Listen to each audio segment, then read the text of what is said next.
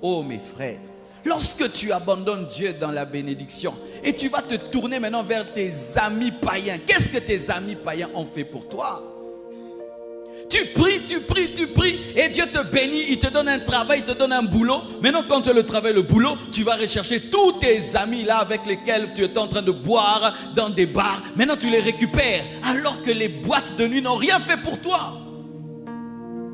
Tu cherches Dieu dans le jeûne et la prière. Dieu te oint, il te donne un grand ministère. Dieu commence à t'utiliser. C'est quand tu vas toucher encore à la magie. Qu'est-ce que la magie a fait pour toi?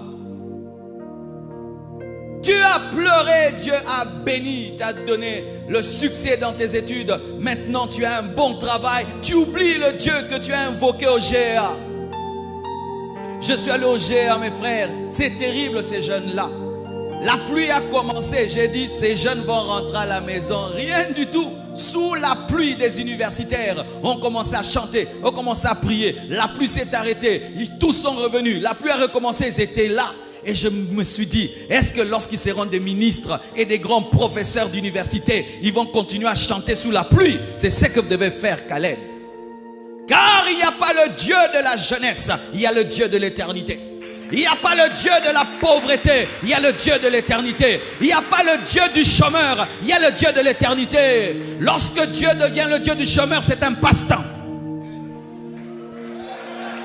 Lorsque vous êtes là à l'église parce que vous ne travaillez pas, Dieu n'est pas Dieu, c'est un passe-temps. Nous saurons si Dieu est Dieu dans ta vie quand tu seras béni, quand tu auras l'argent, quand tu auras des maisons, quand tu auras un travail, quand tu seras occupé. Mais malgré tes occupations, tu trouves et tu crées le temps pour le Dieu de ta jeunesse, le Dieu qui t'a ramassé, le Dieu qui t'a lavé, le Dieu qui t'a élevé. Mes frères et sœurs, sachez, qu'on soit la bénédiction, ce n'est pas la bénédiction, c'est un test. C'est un test de notre amour pour Dieu. Quand tu pries parce que tu n'as pas mangé, Dieu va te donner la nourriture et tu vas démontrer si tu as aimé Dieu. Pourquoi? Sachez ceci, mes frères et sœurs, que la plupart des temps, l'homme est ingrat. La nature intrinsèque de l'homme, c'est l'ingratitude. Regarde, lorsque quelqu'un te demande une aide, il peut insister pendant un mois et quand tu lui donnes, il te dit merci, c'est tout. Il insiste pendant un mois, mais il dit merci pendant une seconde. Certains même, quand tu aides, ils oublient même de dire merci. Et puis tu lui poses la question, est-ce que tu as reçu?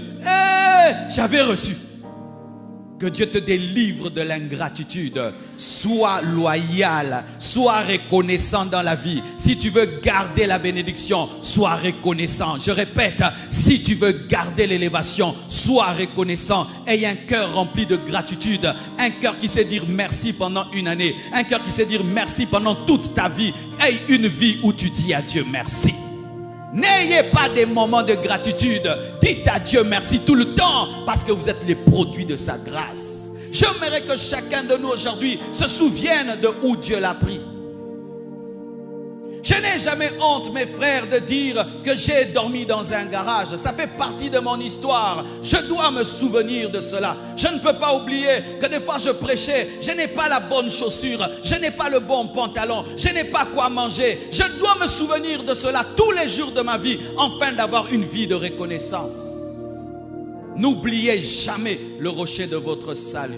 N'oubliez jamais celui qui vous a béni. N'oubliez jamais où Dieu vous a pris.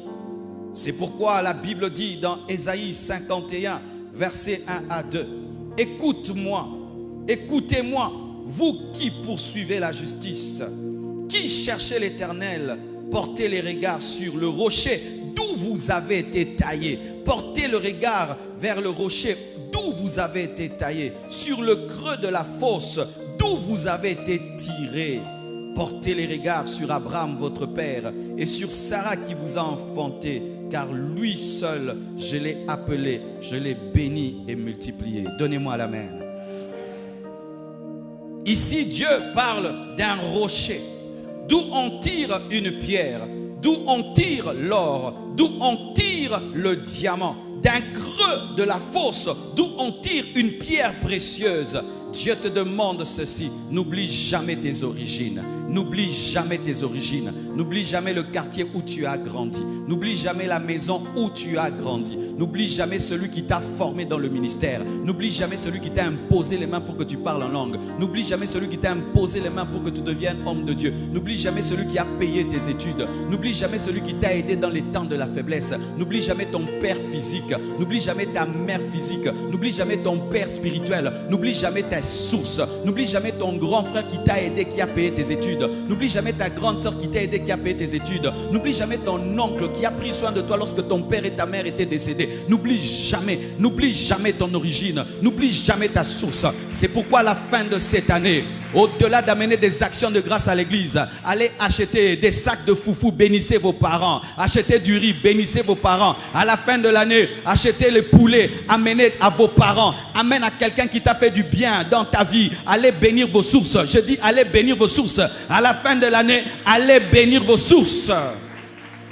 Et si tu n'as pas d'argent, va dire merci. Écris une carte postale, donne une chaussure, donne un parfum. Allez bénissez vos parents, allez bénissez vos frères, allez bénissez les hommes qui ont marqué vos vies. Allez bénissez les hommes par lesquels Dieu est passé pour vous tailler, pour vous former, pour faire de vous ce que vous êtes. N'oubliez jamais où Dieu est passé pour faire de vous ce que vous êtes. Que ce soit ton père, ton oncle, ton grand frère, ta grande soeur, ton pasteur. N'oubliez jamais.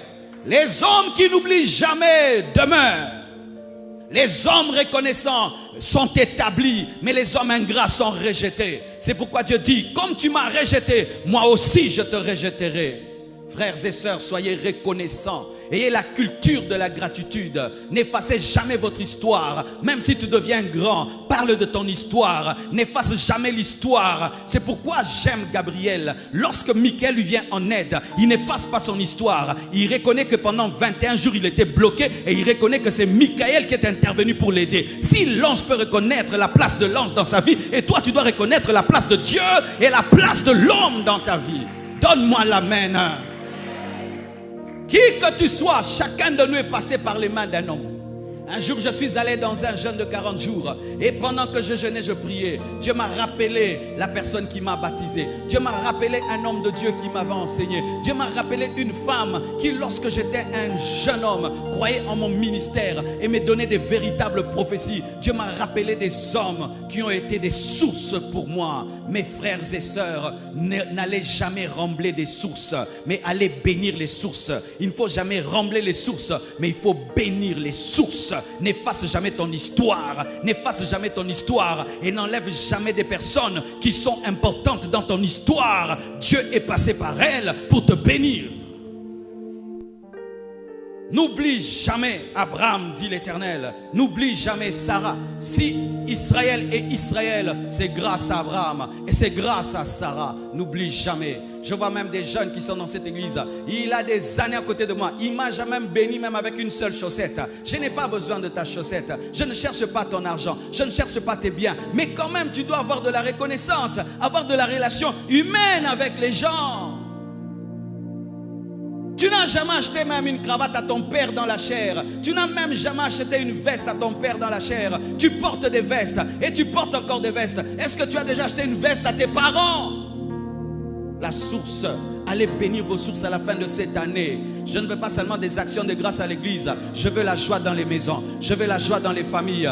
Prenez du riz, allez donner à maman. Et si maman est morte, allez donner à quelqu'un qui a pris soin de toi comme si tu étais sa fille.